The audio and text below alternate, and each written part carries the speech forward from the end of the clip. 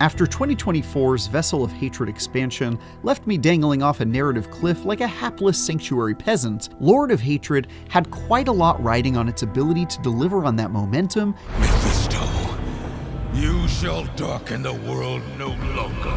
And give me a reason to become hopelessly lost in its loop-filled grind once again. The good news is that it's done exactly that, thanks to a tight, satisfying campaign, 2 new classes that I've already spent dozens of hours experimenting with and min-maxing builds for, and an endgame that's so loaded with things to do that I occasionally forgot some of the systems even existed. If you've been waiting for a reason to dive back into Diablo 4's particular brand of misery, Lord of Hatred has plenty of compelling reasons to do so. I barely knew you existed until today. But now you've stepped onto my stage, and you thought there would be no consequences.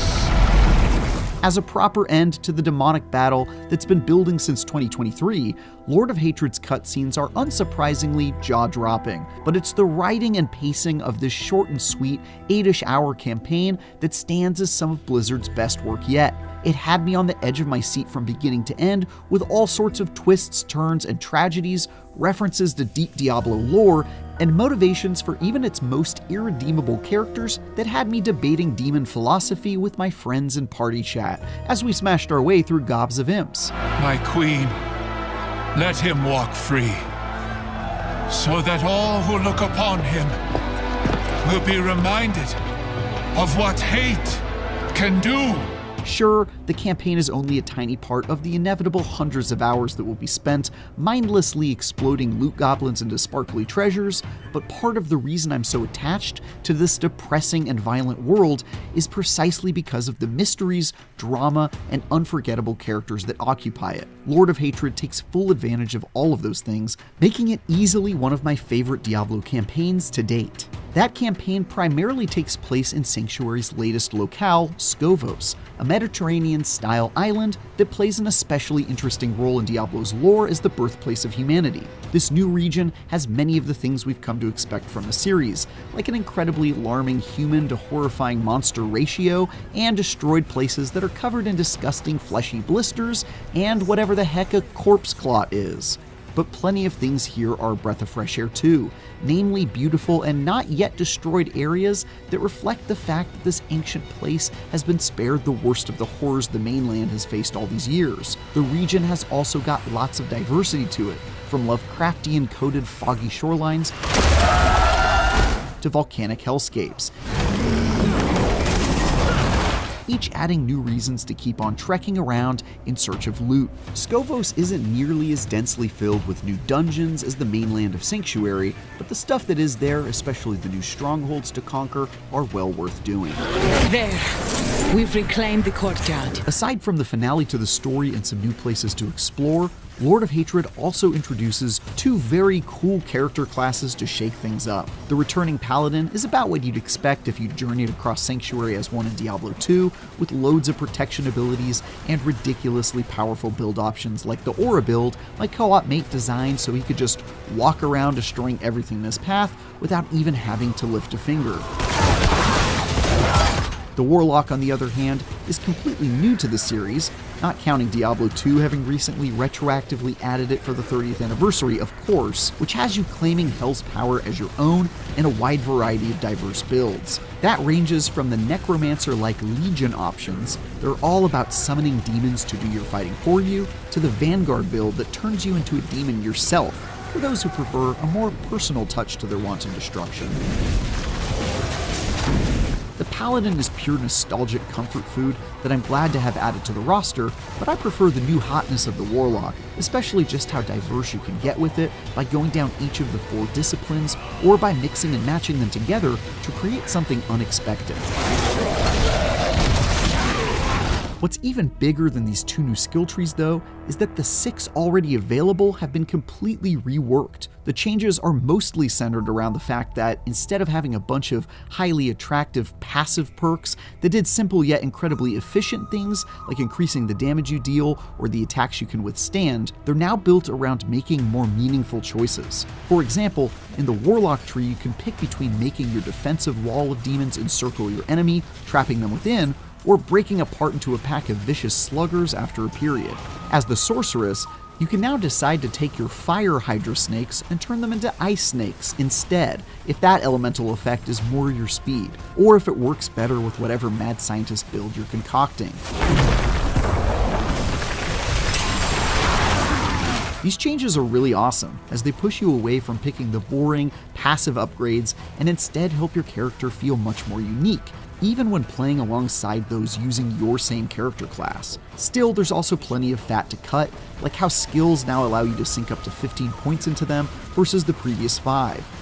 After you've picked your base skills and modified them to your liking, the rest of the leveling experience is pretty much just deciding which ones to focus your points into, recreating a lot of the same uninteresting decisions we were making with the previous trees. I still like the changes they've made here, especially the added freedom to augment how those powers work in more meaningful ways, but I do wish they'd have gone a bit further in that direction. Once you've bested the campaign and maxed out your character level, you'll quickly find yourself in the all-important endgame loop, which involves navigating an absolutely staggering number of upgrade mechanics, the gathering materials you'll need to farm for them, as well as scooping up the best gear you can find and obsessing over every little stat they rolled. This is the crux of the Diablo experience, and Lord of Hatred is its most dense, meticulously customizable version yet.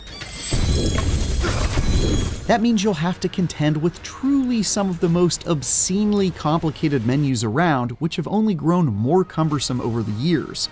But you're in for a relentlessly rewarding ride if you go through the trouble of learning it all. Having been along for that ride from the start, I love obsessing over every little detail and finding tons of ways to maximize my lethality. Finally finding a piece of gear that perfectly fits your build, or saving up enough materials to reroll a stat that gives you that extra DPS you need to break through to the next world tier, is exactly what chunky ARPGs like this one are all about. Rolling into an endgame activity to watch all your careful preparation and planning turn into you absolutely stomping all over enemies and melting the boss in half a second is downright awesome. And knowing there's plenty of runway with 12 tiers of endgame difficulty, up from just 4 previously, is just insane. The latest addition to that min-maxing meta is the Talisman system, which allows you to collect magical runes that slot into yet another loadout menu. Practically speaking, this is a clever way of offering set bonuses that are usually found on specific armor sets. Except here, you can use whatever armor you want, while talismans stand on their own. It took me a while to wrap my head around it, honestly, just because I'm so used to the entire idea of a set bonus being a reward for collecting and sporting armor pieces that belong together, but decoupling the need to use specific pieces of equipment ends up being a pretty smart move, though it does add another thing to optimize and obsess over, and frankly, Diablo 4 already has so many of those that I sometimes forgot about talismans altogether. Still, they're a neat addition, and I'm glad they exist, especially since it gave me another thing to squeeze a few extra stats out of. That's always welcome. There's also the Herodric Cube, a nifty magical device that does everything from turning common items into uniques to adding yet another stat boost to your best masterworked gear at the cost of locking it out of any and all future augmentation. After spending hours tinkering around with this thing, I still feel like I've barely scratched the surface with all it can do, but it's already quite the game changer, offering numerous new ways to squeeze even more power out of all that grinding you did. Combined with the loot filter, which allows you to target specific items with specific affixes as you continue your climb toward ever greater power, the endgame journey has fewer annoyances than ever before. Now you can create rules to automatically filter through the loot you earn down to the most minute details, removing the need to sift through all the junk you don't need, so long as you have the strength of will to figure out how to configure those rules to your exact specifications. Speaking of the endgame grind, Lord of Hatred takes yet another stab at providing a more compelling laundry list of activities to engage with while you carry out that search for loot. To be fair, I also praised Diablo 4 Vanilla's endgame based on my pre-release review time with it, but the benefit of hindsight and a couple more weeks of playtime on the live servers ultimately saw it wear pretty thin shortly thereafter, so it's hard to say for sure whether or not this attempt will fare any better after a few months. What I can say is that the system Blizzard built in this version has the least friction and the greatest variety of things to do so far, and the dozens of hours I've spent with it have been really enjoyable. The main tool Lord of Hatred uses to get you into that long road of grinding is called War Plans, which works like a curated playlist of activities that you're directed to one after another, all of which offer compelling rewards. The best part of this is just how easy it is to jump from activity to activity, since you no longer need to hunt for Nightmare Dungeon keys or manually walk over to Helltide events. You can now teleport to the next activity on your playlist in a matter of seconds and keep the good times rolling. I hope whatever's here puts up a good fight. One moment you'll be blasting your way through the pit, the next you'll jump over to go stomp out a lair boss before returning to the war table to collect a batch of rewards. As you progress, these trees will offer more branching paths for you to pick from, and will start offering modified versions of these events that target specific rewards. Even cooler are the new perk trees associated with each of the endgame activities included in War Plans, which allow you to modify how these events work and let you customize your loot for doing so. Again, it's still hard to say whether or not this will have legs after we've been running War Plans for a few seasons, but I like their chances of keeping my attention, or at least not annoying me with weird barriers to entry just to run these activities. That said, though the premise of the entire War Plan system seems to be reducing the headache of accessing endgame content, it has a pretty fatal flaw in how it works when you're playing with friends. Since your War Plans playlist is randomized each time you run it, and your friends each have their own specific things to tackle in their own orders that are unlikely to align with yours, if you're tagging along with a buddy to run through them, you'll almost instantly feel like a second-class citizen when you see a fragment of the rewards they get. You still get credit for tackling these activities, including loot at the end of each bested challenge and some XP to go towards your various war plan skill trees, but your actual progress toward your own war plan will only advance if your next activity just so happens to align with theirs. When I wasn't the party leader picking the next activity, I felt like I was wasting my time and playing inefficiently by not making progress on my own playlist. And when I was the party leader making the picks, I felt guilty that my co-op buddies weren't seeing the same level of progress as me. It's one of those small details that completely undermines an otherwise good thing and weirdly disincentivizes even doing war plans in co-op altogether, since it's more efficient to just work on your own playlists in parallel. Truly a massive oversight that will hopefully get corrected in short order. The other major endgame activity is Echoing Hatred, effectively a horde mode that throws every enemy it can find at you and asks you to withstand the onslaught for as long as you're able. It starts out at the lowest world tier difficulty, then climbs as you push through waves of enemies until it inevitably reaches absurd levels of challenge that lead to your inevitable loss and rewards you relative to how well you performed. Interestingly, access to this activity is locked behind a fairly rare, at least in my experience, consumable drop you'll need to get every time you want to test your mettle. But this mindless, brutally challenging marathon is exactly the type of activity I love in ARPGs, and I also found it pretty useful as a way of gauging which world tier your current build is ready to withstand. It is a bit weird that so much of the endgame, specifically the war plan system, is about removing barriers to getting back into the endgame action, while Echoing Hatred appears to be a super fun mode you'll only get to play every once in a blue moon for whatever reason. Finally, Lord of Hatred adds the feature we've all been asking for, fishing. Don't be fooled by the tidal wave of apocalyptic monstrosities that surround you.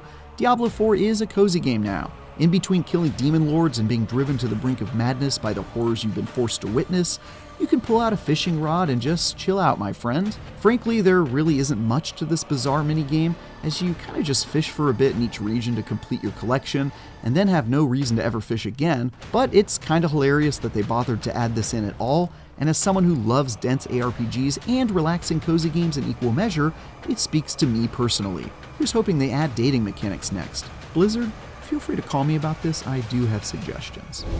I gave my children a world. Diablo 4 Lord of Hatred offers a wonderfully satisfying conclusion to the Mephisto saga, with one of my favorite Diablo stories yet, some really compelling changes to build crafting, 2 equally interesting new classes, and an endgame that seems primed to be more accessible and life-devouring than ever before. There are a few missteps here and there, like the completely lame way the new endgame handles co-op progression, or the fewer than expected reasons to explore Skovos beyond the campaign missions.